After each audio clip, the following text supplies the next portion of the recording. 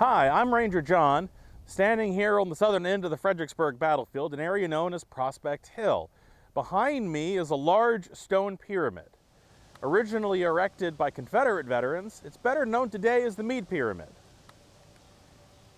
The reason is because it actually very closely marks the spot where the U.S. Army very nearly won this battle. On the morning of December 13, 1862, George Gordon Meade will be given, whether he knew it or not, one of the most important missions of the Battle of Fredericksburg. The evening before, Burnside had conceived of a full frontal assault on both ends of the Confederate line, to our north at Marye's Heights and down here at Prospect Hill.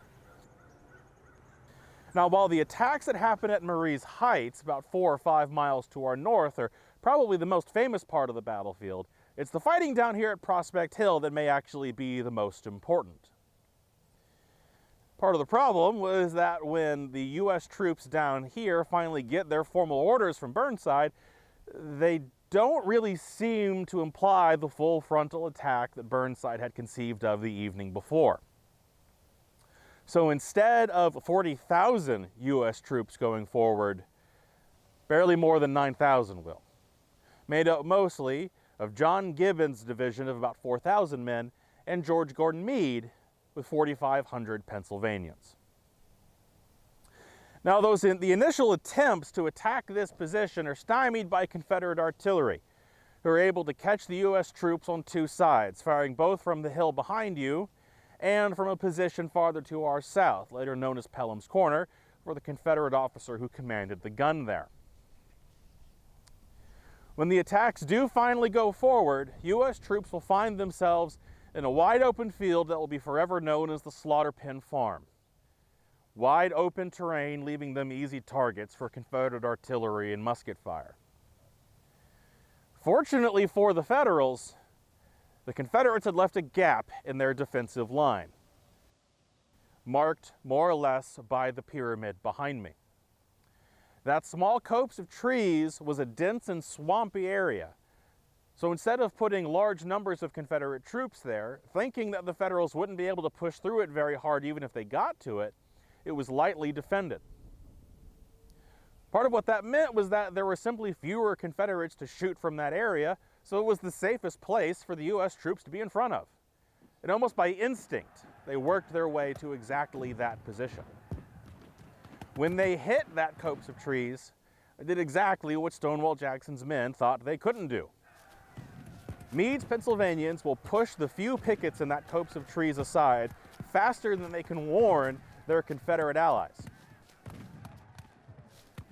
and start rolling the Confederate lines up from the inside out, and confusion will reign. One of the units getting hit are Maxcy Gregg's South Carolinians. When he sees them firing on the Federal attackers, he actually thinks they're shooting on their own Confederate allies and orders them to stop. Fortunately for Gregg, he's going to catch a bullet and will die 2 days later. Intentional or not, this is exactly the kind of break the Federal forces were looking for. If they can continue to roll up the Confederate lines here at Prospect Hill, they can push their way into the Confederate rear, come around from Marye's Heights from behind, and turn this not into the disastrous defeat that it becomes, but a war-defining victory. But that can't happen with the men Meade has on hand. Assigned to support Meade's attack was General Birney's division of the U.S. Third Corps.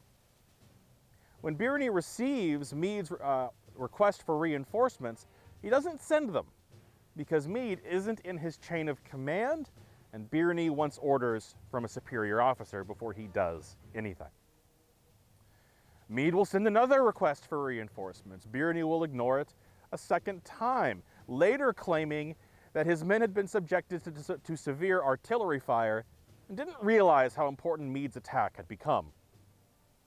Finally, Meade will ride to Birney himself, unleashing upon the brigadier general a string of expletives that one witness said made the stones creep. Birney finally advances his men. But it's too late by this point. Confederate reserves are pulled up. Meade's exhausted men, now mostly out of ammunition, are pushed out of the break. The hole is plugged. And the Federal Army's best chance at winning this fight is lost. Later, Meade will complain bitterly that he was improperly supported, that Birney should have advanced his men upon the first request, that John Gibbon should have charged sooner to protect Meade's right, complaining that he felt that he had been essentially left hung out to dry, that his entire division was expected to take on the entire Confederate Army. Less than a year later, General George Gordon Meade, who here commanded just a division of 4,500 men, will command the entire Army of the Potomac at the Battle of Gettysburg. He'll find himself having to make many of the same decisions that Burnside did just 6 months earlier. Of course, Meade leads his army to victory.